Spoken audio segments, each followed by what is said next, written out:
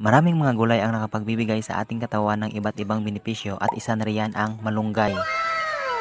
Sa Ilonggo tinatawag ito na balunggay at sa Bisaya naman tinatawag ito na kamunggay. Ang malunggay ay isang uri ng gulay na mayroong malaking puno at ang kanyang dahon at bunga kadalasan hinahalo sa iba't ibang gulay at lalong-lalo na sa tinulang manok. Alam nyo ba na ang scientific name ng malunggay ay tinatawag na Moringa oleifera. At ang malunggay hindi lamang siya gulay, kundi mayroon din itong medical properties na nakakatulong sa ating katawan. Nakakatulong din itong gamot sa diabetes, sakit ng ulo at iba pa. Nakakatulong din itong panlaban sa mga infeksyon at protekta din sa ating mga mata. Nakakatulong din ito sa pagaling ng sugat, nakakapagpaganda ng buhok. At ang malunggay mayaman din ito sa mineral tulad ng vitamins, amino acid, antioxidant, anti-inflammatory, and other nutrients at marami pa ang maitutulong ng malunggay sa ating pangangatawan dahil hindi lang ito gulay kundi isa rin itong medicine.